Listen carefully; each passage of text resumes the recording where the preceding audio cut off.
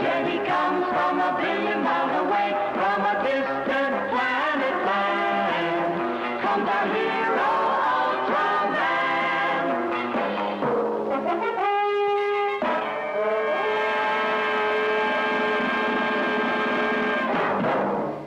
Welcome back, my fellow agents. It is I, X7, your agent of Ultra Action, and the host of Xenorama, the podcast of heroes and monsters.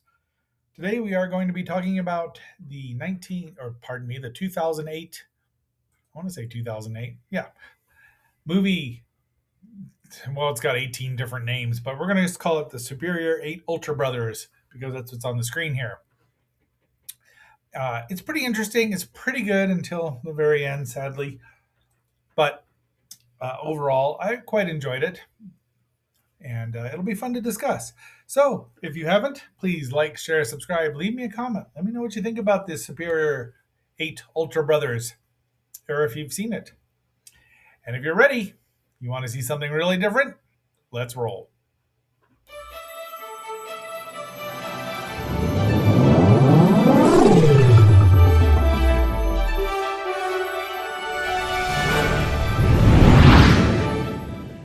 Our movie starts out in Tokyo.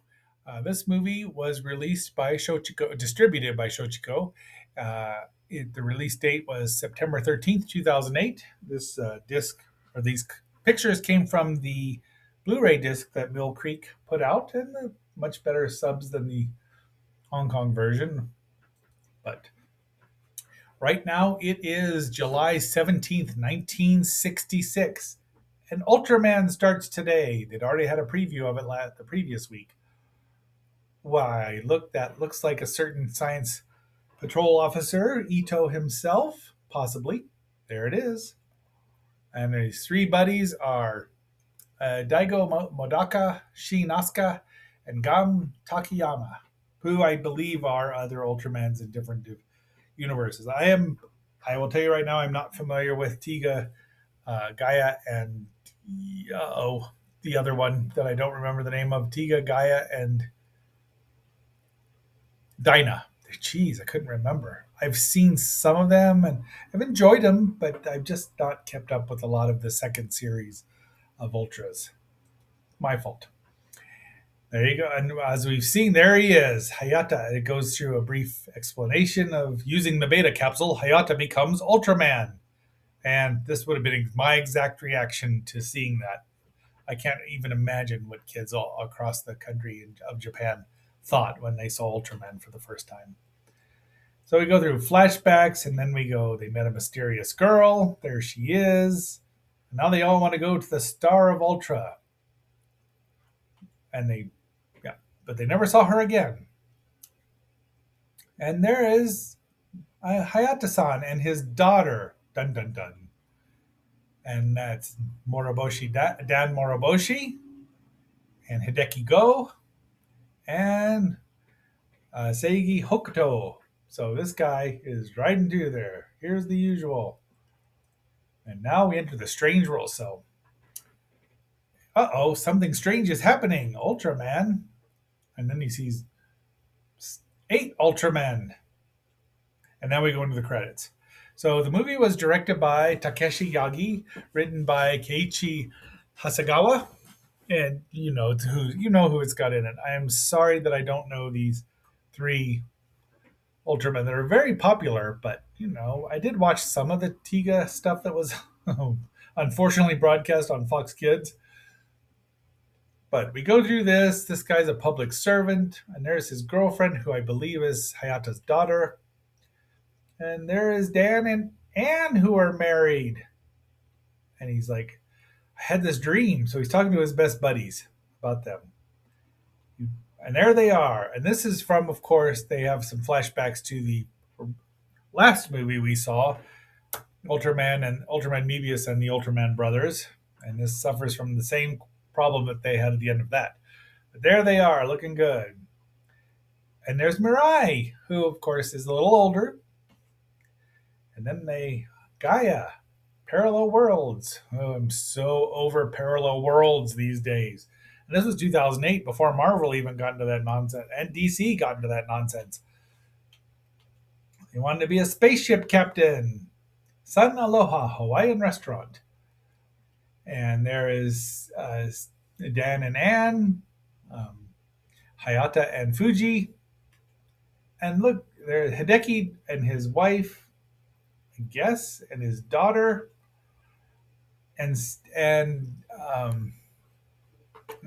let's see. Sorry, I'm drawing a blank at her name now. It's Hokuto and Minami. Um, I'll tell you here.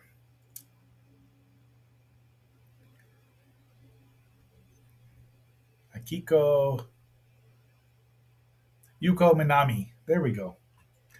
And there is our villain of the piece. And I don't even know if he gets named. Suddenly, a kid flies out. I mean, there are so many kids running into traffic, and this one's in a. But the ultras or the wannabe ultras or should be ultras rescue him, and everyone's like, "What?" Then they do a dance. Everyone's happy now, and once again he shifts into another dimension, and Gezra shows up. It was not the most fearsome monster, but Tiga's there, or not Tiga. That's Mebius. He was about to be defeated, and then Gam remembers, oh, the monster's weak spot is its dorsal fin. We all knew that. That might be Daigo. I don't know which one is which. Sue me. Anyway, Zappo. And then he introduces himself, and then he gets glommed, and he realizes that, yes, he's in a different dimension. So at least they realize that right away, and they're like, where am I? What am I doing? And there, the little girl, that tells Mirai that she's on a certain world. So he goes and finds or Hayata and Fuji and Dan. They have no idea what he's talking about. Look at that. New Ultraman or returned Ultraman. Just call him Jack, which he does at first. And then Seiji and Yuko are, chefs. He's like, he tells them who they are, even in this world. And Pendon shows up, who is a lot of trouble because that defeated Ultra 7, 2 heads and everything. Mebius shows up, and they have him live on television. Now, did they not have all of the sequels to Ultraman showing up in this world? I mean, one would think. So, lots of good fights here. And Hideki goes to pick up his wife, boot to the stomach, and zap. Lots of things. But he gets encapsulated, and guess who's here? Of course, one of the big bads, Alien Hippolyte, defeated Mebius. And she's in trouble. And Ultraman is vanishing from the hearts of children, so the little girl shows up. Hayata's daughter says, you just lack the courage. Ooh, sliced him right to the bone. Now, honestly, I don't know who these two monsters are. Let's see.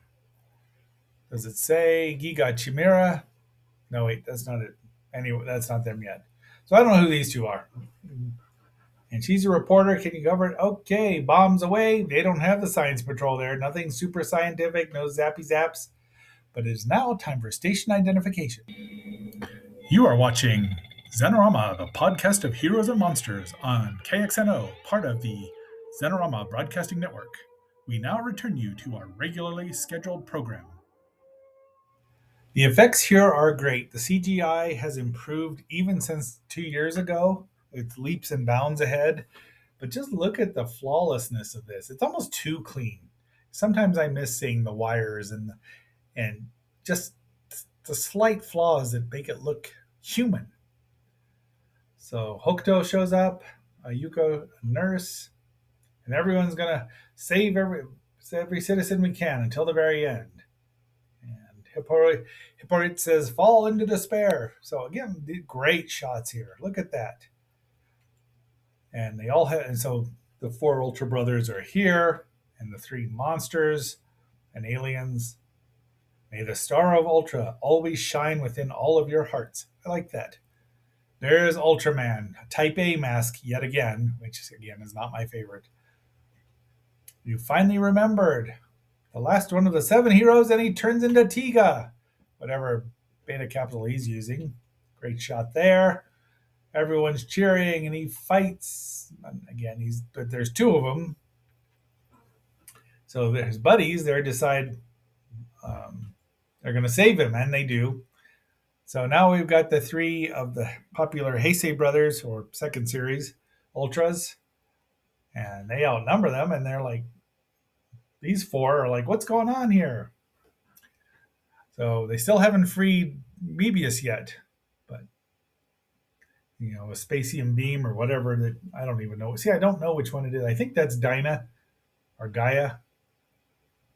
All that's left is the alien, who's really powerful, but they just zap him, and then he brings them all back into a CGI monstrosity that does, it's in the dark. You could tell. I mean, Guezra and whoever, Pandon, and I don't know, the Chimera is what they call it. It just rains down fire. Rain hellfire. Come on, Ultraman. Everyone's cheering. But then they flash. Uh-oh, there's Ella King. There, Ultraman taking a blast from Naranga. Fuji says, you're a true hero. The beta capsule mysteriously appears. We see how Jack transforms. And there's Yuko herself. And they all change. So, I mean, it's good, but again, it would be more fun if they fought the individual monsters instead of a CGI glom thing that's just... They free Mebius. There's a nice shot here where it goes kablooey. But it opens a rift in the universe, and a tear in the universe. You'd think it was a Yapul, but it's not. They zap, lots of explosions. I love this shot. That's the reason it's in here, because it's gorgeous, even with that Type A mask. That's a good shot too. Kaboom! Everyone's cheering. They're happy. These eagles shall not vanish, but they do. Ultraman won. She's awake and alive. There's all 8 of them. And 8's about as many. I think 7 is a better number for the Ultras, but 8, this works all right. I mean, you put, I think, Tiga and Ultraman, who did meet in the original series, a time travel of sorts. And there they are doing the slow walk, looking cool. So, uh-oh, dun dun dun.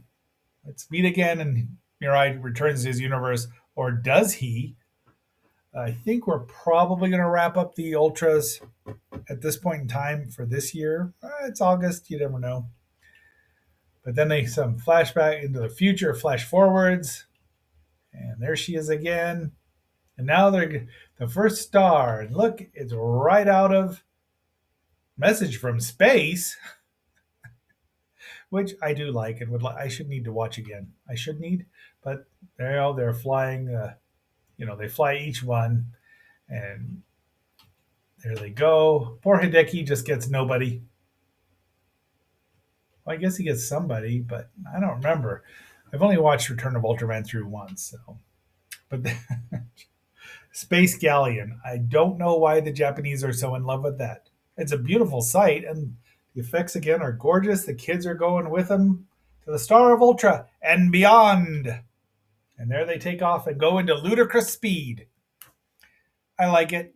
I can't say I love it, but I like it. You'll get the ratings here in a moment. But if you're leaving, you know what to do.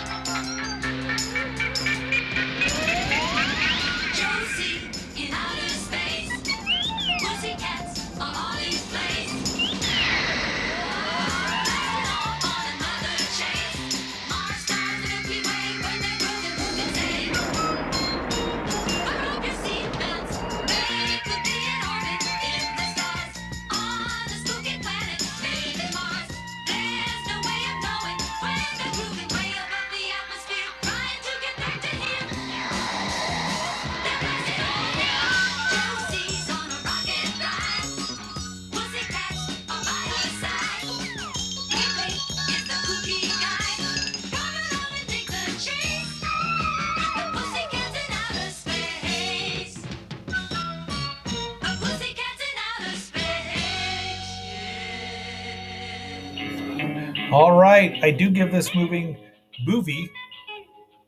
four and a half Xenocubes out of 7. It's good. I mean, it's the same thing that all Ultra movies are. Believe in yourself. You can accomplish anything. And the CGI monstrosity takes it down. It's just so overdone. And it's like the Ultra Galaxy fight does it too. I don't know why they were so enamored of this thing, of doing the same thing over and over. But it's a fun movie, and I do like seeing all the heroes team up, and even the intra or the extra dimensional parallel world stuff is all right. So tomorrow, as you might have guessed, we are going to be talking about Josie and the Pussycats, but not the shows or the movie. We're going to be talking about 2 of the comic books that I have in my collection. I'm sorry if I gave you a bit of misinformation there, but that's all I got. All right, my fellow agents, until that next assignment, this is X7 signing off and phasing out, and may the star of Ultra always shine upon you.